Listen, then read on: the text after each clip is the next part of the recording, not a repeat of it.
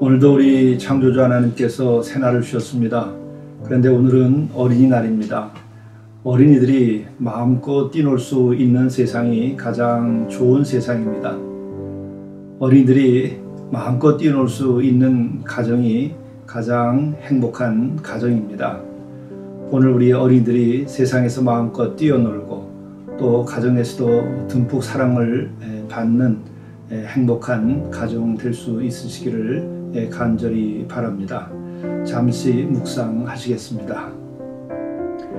우리가 아직 죄인 되었을 때에 그리스도께서 우리를 위하여 죽으심으로 하나님께서 우리에 대한 자기의 사랑을 확증하셨느니라.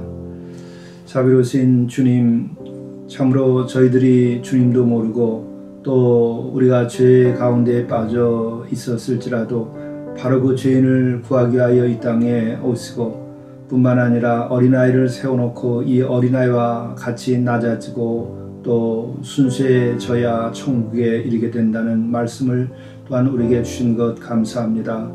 우리들 오늘 하루 주님께서 우리에게 베푸신 그 은혜로 인해서 죄 씻김 받고 어린 시절 동심의 세계로 돌아가게 하시고 또한 우리가 항상 어린이를 돌보며 우리들이 행복한 세상, 행복한 가정을 만들어갈 수 있도록 인도하여 주시옵소서. 이 모든 말씀 예수 그리스도의 이름으로 구하옵나이다. 아멘.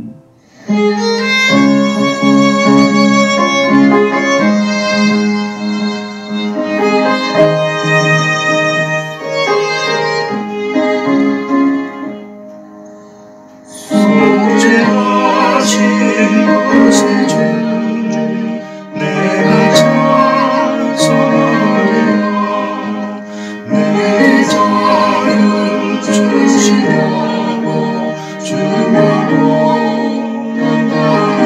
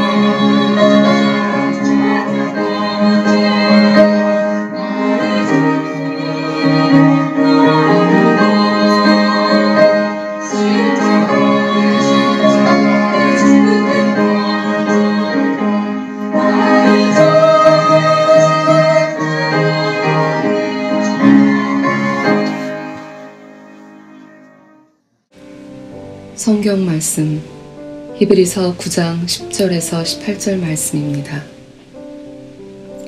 이 뜻을 따라 예수 그리스도의 몸을 단번에 들이심으로 말미암아 우리가 거룩함을 얻었노라.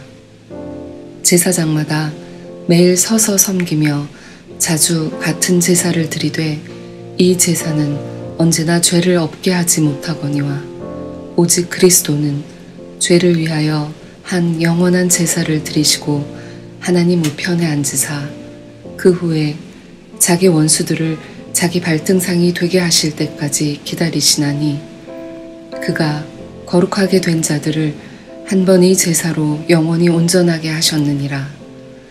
또한 성령이 우리에게 증언하시되 주께서 이르시되 그날 후로는 그들과 맺을 언약이 이것이라 하시고 내 법을 그들의 마음에 두고 그들의 생각에 기록하리라 하신 후에 또 그들의 죄와 그들의 불법을 내가 다시 기억하지 아니하리라 하셨으니 이것들을 사하셨은즉 다시 죄를 위하여 제사 드릴 것이 없느니라. 이것은 하나님의 말씀입니다. 오늘 하나님 말씀은 히브리서 9장 23절부터 10장 18절까지에 있는 영성 일기의 말씀입니다. 영성 일기는 교회력에 따라서 말씀을 나누고 있습니다. 또한 말씀을 나누면서 우리가 어떻게 하면 영적으로 하루하루 한 계단 한 계단 높은 곳을 이룰 수 있는가 하는 안내를 하고 있습니다. 하루를 시작할 때는 창조의 첫 아침처럼 맞이하고 또 하루를 살 때에는 지금 여기에 아주 은혜 충만한 가운데에 집중하여 살아가고 또 하루를 마감할 때는 종말의 마지막 밤을 맞듯이 우리가 하루를 정리하며 이렇게 영적 생활을 하루 단위로 지속시켜 나가는 것입니다. 이것을 통해서 하루를 완결하는 것입니다. 우리가 하루를 완전하게 사는 것이 아니고 그것은 결벽증적인 것이죠. 하루하루 완결해 나가는 것입니다. 최선을 다해서 은혜 가운데 인도하심 따라서 한 계단 한 계단 우리가 할 수 있을 만큼씩 이루고 가는 것이죠. 그리고 하루를 마감할 때는 용서할 것을 용서하고 용서받을 것을 용서받고 그리고 감사할 것을 감사하면 하루가 온전히 정리가 됩니다. 이것은 인생 마지막을 정리할 때도 이러한 방법 이상은 없는 것이죠. 그래서 우리가 하루씩 살고 하루씩 죽고 하루씩 다시 태어나는 그리스도와 더불어 살아가는 영적 여정을 가고 있는 것입니다. 오늘 히브리서의 말씀은 예수님은 어떤 분이신가 하는 것을 말씀해 주고 있습니다. 이미 히브리서에 대한 이해를 가지고 계시듯이 히브리서는 히브리인들이 믿음 생활을 하면서 여러 고난과 환난을 겪는 중에 그 믿음이 흔들릴 때에 그들에게 권면한 말씀입니다. 그래서 이 믿음이 흔들려서 믿음을 잃어버리게 된다고 한다면 이 히브리인들, 유대인들은 결국 옛 언약으로 돌아가게 되는 것이고 구약 시대의 관습으로 돌아가게 되는 것이죠. 그렇기 때문에 이들을 격려하고 이들에게 좋은 말씀을 전하기 위해서 이 히브리서에서는 이 구약 시대의 관습 혹은 옛 언약 이것과 새 언약 이것을 비교하면서 이 예수를 믿는 이 새 언약의 구원의 길이 얼마나 비교할 수 없이 탁월한 것인지 이것을 계속 설명해 주고 있는 것입니다. 이런 관점에서 여러분들이 히브리서를 읽으시면 히브리서를 어렵게 생각하시고 무슨 말씀인지 이해를 못하는 경우가 이 히브리서에 많이 있는데 아주 쉽게 이해하게 됩니다. 오늘 말씀 역시 마찬가지입니다. 옛 언약도 혹은 첫 언약과 예수님으로 통해서 얻어지는 이 새로운 구원, 새 언약이 어떤 차이가 있는가? 바로 옛 언약이라고 하는 것은 제사를 지내는 그런 예식을 거쳤죠. 그러나 이제 그런 제사는 드릴 필요가 없게 되었다라는 것을 선언하고 있는 것입니다. 그럴 때문에 히브리서 오늘 9장에 나오는 이 말씀은 아주 위대한 신앙의 한 획을 긋는 가르침입니다. 이제는 더 이상 제사를 드릴 필요가 없다. 이제는 예수 그리스도 한 분만 모시면 된다. 그리고 이전에는 많은 제사를 반복했지만 이제는 더 이상 그런 희생 제물을 가지고 드리는 제사는 필요가 없다. 이렇게 되는 것이죠. 그리고 또한 그 옛 제사는 불완전한 것이고 또 그래서 반복할 수밖에 없는 것이다. 그러나 이 새 제사, 곧 우리로 말하면 이제 예배죠. 예수 그리스도께 예배하는 이것은 예수 그리스도께서 단 한 번에 완전한 희생 제물이 되었어요. 속죄 제물이 되었기 때문에 이제는 염소나 송아지를 가지고 2번, 3번 속죄 제물의 제사를 이제 드릴 필요가 없게 되었다를 선언하는 것입니다. 그래서 오늘 말씀을 보게 되면 10절에 예수 그리스도의 몸을 단번에 드리심으로 말미암아 우리가 거룩함을 얻었노라. 단번에 예수 그리스도의 몸을 통해서 예수 그리스도가 속죄 제물이 되신 그것으로 단번에 완전한 구원에 이르게 우리를 해주신다는 것이죠. 그리고 여기에 비해서 옛 약속 또 첫 약속 구약에서는 제사장마다 매일 서서 섬겼다는 거죠. 그리고 자주 같은 제사를 드렸다는 것입니다. 그렇지만은 제사는 언제나 죄를 없애게 하지 못하였다. 이렇게 옛 것과 새 것을 비교하고 있습니다. 예수님을 통한 구원이 이렇게 완전하다는 것이죠. 그래서 12절에 아주 대단한 선언을 합니다. 오직 그리스도는 죄를 위하여 한 영원한 제사를 드리시고, 한 번의 제사로 단번으로 다 끝내고 그것은 영원한 제사다. 영원하다는 것과 단번이라고 하는 것이 같은 맥락입니다. 같은 의미이죠. 그래서 영원한 제사를 드렸기 때문에 이후에 영원히 희생 제물을 가진 제사는 더 이상 드릴 필요가 없다. 이 말씀을 하는 겁니다. 그리고 또 우리들이 14절의 말씀, 그래서 이제 예수 그리스도를 통해서 거룩하게 된 자들은 한 번의 제사로 영원히 온전하게 하셨느니라. 바로 우리가 예수 그리스도를 통해서 이렇게 속죄 제물이 되어 주심으로 영원히 온전하게 우리를 만들어 주셨다는 겁니다. 그러니까 이제 믿음이 혼란스럽고 혹은 유혹을 받고 흔들리고 핍박 때문에 믿음을 잃고 과거 옛 약속으로 돌아가면 안 된다. 거기에는 완전한 것이 없다 하는 것을 말씀하고 있는 것이죠. 이것으로 인해서 구약시대와 신약시대를 완전하게 선을 그어놓는 겁니다. 바로 이 히브리서는 이러한 면에서 구약의 제사를 종결하고 이제 새로운 예수 그리스도를 예배하며 그것만으로 이제 완전한 그 구원의 성취가 이루어진 것이다. 이것을 선언한 것입니다. 그러므로 이 히브리서는 이러한 면에서 신약 성경 가운데에 늦게 이것이 정경으로 들어왔음에도 불구하고 참으로 예수님의 이전과 이후를 제사의 관점에서 또 옛 언약과 새 언약의 관점에서 둘을 완전하게 구별지어 놓는 것이죠. 그렇기 때문에 히브리서는 참으로 이런 면에서 소중한 책이고 더 깊이 묵상해야 할 말씀입니다. 우리가 이제는 더 이상 예수 그리스도를 믿는 믿음 가운데서 한 번의 제사로 영원히 온전하게 하셨음을 우리가 받아들이고 이제부로는 마지막 오늘 18절에 보게 되면은 다시 죄를 위하여 제사 드릴 것이 없느니라. 이제 예수 그리스도를 통해서 온전한 제사, 영원한 제사, 완전한 구원이 성취된 것입니다. 이 은혜가 여러분과 함께 하시기를 간절히 바랍니다. 기도하시겠습니다. 우리에게 오셔서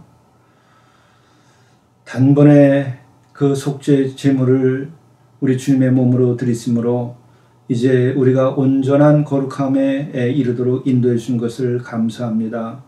다시는 제사를 반복하지 아니하고 오직 영원히 온전하게 하신 그리스도의 그 십자가의 보혈과 또한 그 십자가의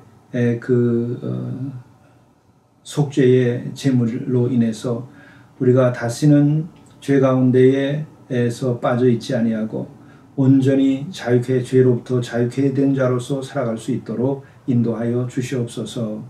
이 모든 말씀을 예수 그리스도의 이름으로 간절히 기도드리옵나이다. 아멘. 오늘의 성령의 인도하심은 사랑의 열매를 맺게 하소서라는 간구 가운데에서 진행됩니다. 우리가 팔복의 말씀 8가지의 영적인 과정을 하루하루 우리가 진행시키고 그 다음에는 이제 성령의 9가지 열매로 우리가 하루하루 성령의 열매를 우리가 성취시켜 나가는 영적 삶을 살아가는 것입니다. 그리고 이것을 또한 반복하는 것이죠.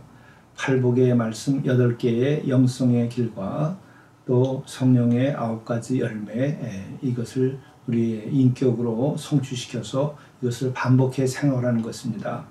이거보다 더 훌륭한 영적인 길은 없습니다. 이거보다 더 훌륭한 인격은 우리가 찾아볼 수 없습니다. 이게 가장 높은 영성이며 우리들의 성품이 되는 것입니다. 오늘은 사랑의 열매를 맺게 하소서. 성령의 9가지 열매 가운데의 첫 번째 것이 사랑입니다. 이 사랑이 가장 큰 열매이고 중요한 열매이죠. 하나님은 곧 사랑이십니다. 하나님과 내가 일치하고 성령이 나에게 충만하게 되면 나에게 찾아드는 것은 사랑입니다. 우리들이 이 사랑은 예수 그리스도께서 십자가를 지는 그것을 통하여 이미 성취되었고 보여주셨습니다. 그것이 사랑의 완성이죠. 그런데 그것을 어떻게 성취할 수 있을까? 우리의 노력으로는 참으로 어렵습니다. 그 십자가를 예수께서 지실 때 함께 사도들도 지기가 어려웠습니다. 다 흩어져 버리기도 했었습니다. 그러나 부활한 그리스도를 만나고 뿐만 아니라 성령이 그들에게 임하였을 때 그 이후부터는 제자들이 그 사랑을 실천할 수 있게 된 것입니다. 여기서 우리는 사랑이라고 하는 것이 나의 내적인 세계에서 나와야 하지만 나의 내적인 세계에서 나오는 그 사랑의 그 근원은 나에게 있지 않다는 것입니다. 그것은 하나님께 있는 것이고 성령께로부터 온다는 것이죠. 나 자신을 근거로 해서 우리가 사랑해보면 너무나 기복이 심합니다. 또 고갈을 하게 됩니다. 저도 변변하지 못합니다만은 녹수님들과 15년 정도 함께 생활도 해보고 같이 지금도 농사도 짓고 또 노동도 같이 해보고 또 만나고 하지만 그 여정에서 제 자신을 발견하는 것이 나로부터 시작된 사랑으로는 이 작은 사랑도 실천하기가 정말 어렵다는 것을 경험합니다. 저뿐만 아니라 사랑을 실천해보는 모든 성도들이 아마 같은 경험을 하실 겁니다. 목회하시는 모든 목사님들도 역시 자신을 근거로 해서 사랑을 실천하려고 하면 어쩌면 하려고 하면 할수록 더 경직되고 사랑이 고갈되는 걸 경험합니다. 번아웃 된다고 하죠.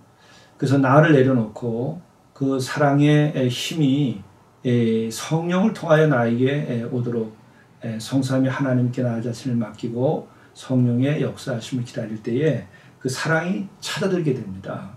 우리가 이러한 영적인 노력을 우리가 한다면 결코 우리가 사랑의 실패를 극복할 수 있게 되지요. 우리가 함께 오늘은 성령이 충만하게 내게 거하기를 바라시면서 간구하면서 오늘도 사랑의 열매를 많이 맺으시기를 간절히 바랍니다. 감사합니다. 하늘에 계신 우리 아버지여, 아버지의 이름이 거룩히 여김을 받으시오며 나라가 임하시오며 뜻이 하늘에서 이루어진 것 같이 땅에서도 이루어지이다. 오늘날 우리에게 일용할 양식을 주시옵고 우리가 우리에게 죄 지은 자를 사하여 준 것 같이 우리 죄를 사하여 주시옵고 우리를 시험에 들게 하지 마시옵고 다만 악에서